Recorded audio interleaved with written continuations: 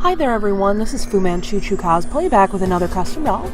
Today we're going to be taking Frankie Stein, Draculaura, and Rebecca Steen and taking them all and turning them into Sardonyx from Steven Universe. I was super inspired by this piece of art by Chokiko on DeviantArt. She also has a wonderful speed paint on YouTube. I used a lot of things for this. A steam iron, pet brush, Faber-Castell watercolors, acrylic paint, Mr. Super Clear, sponges, paint brushes, a wooden dowel, fun foam, a heat gun, Fabri-Tac, a gel pen, fake eyelashes from the dollar store, cabochons, and a X-Acto knife. Anyway, here's what I had left from when I worked on Opal, and I combined everything using epoxy sculpt.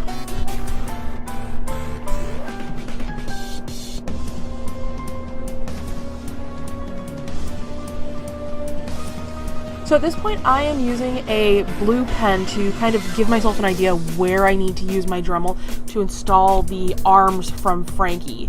So I used that to give myself a guide, and then I started putting holes in. Once the holes were large enough, I solidified the attachment of those arms using some super glue. You can see that my cat Ginger has made an appearance as usual.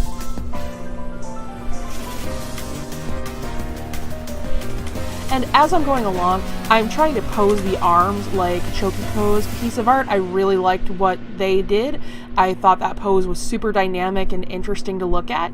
And I decided early on that because of what I was going to have to do to create this doll, she was going to be more of a statue, so she doesn't have any posability anymore, especially because of that epoxy sculpt.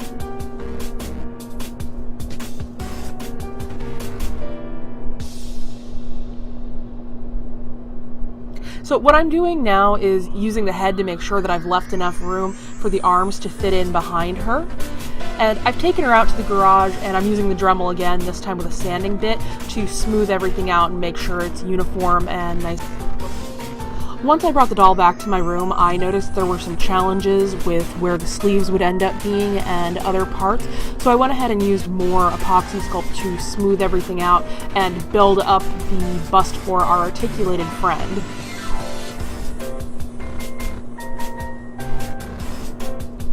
Now at this point, we are adding a layer of white paint to make everything uniform before I start putting the costume directly onto the doll.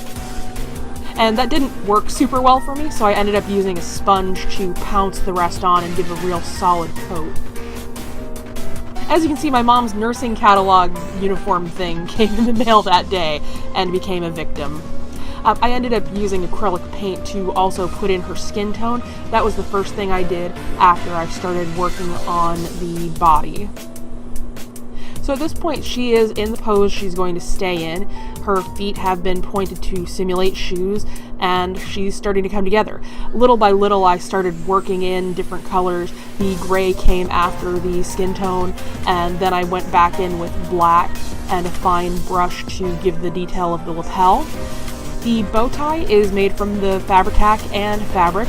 I made a little box and then I crimped it together with a pair of tweezers while it was drying. The star detail on her chest is a piece of confetti. I ended up painting that black. I had originally used a smaller piece and decided I didn't like it and upgraded to a larger one that was better fitting of the project. The tail on her outfit is made of the same fabric as the bow. It's just glued to some cardstock painted black, and it stayed curled.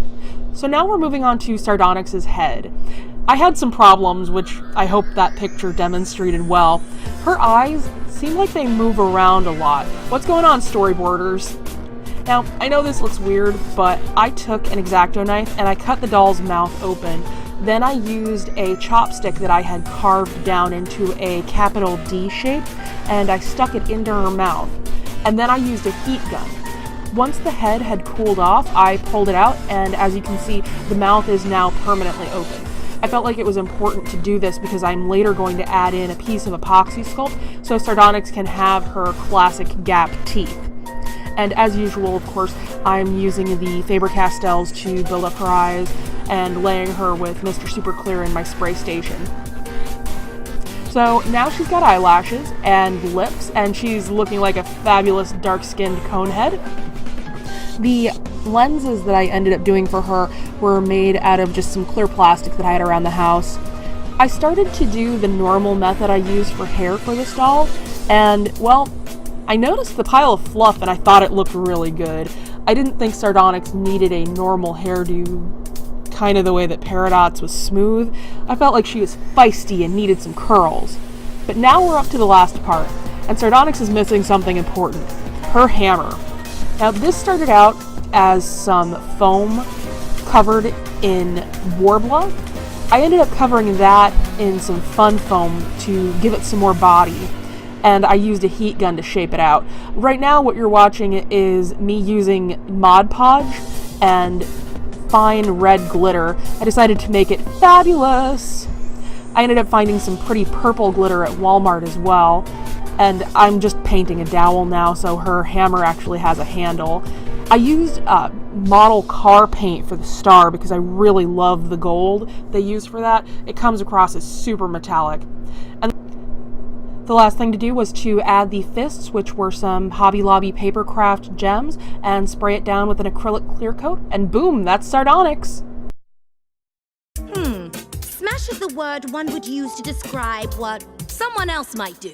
Now, the proper words used to describe yours truly are specific, intelligent, accurate, faultless, elegant, controlled, surgical, graceful, and powerful! But yes, occasionally I am known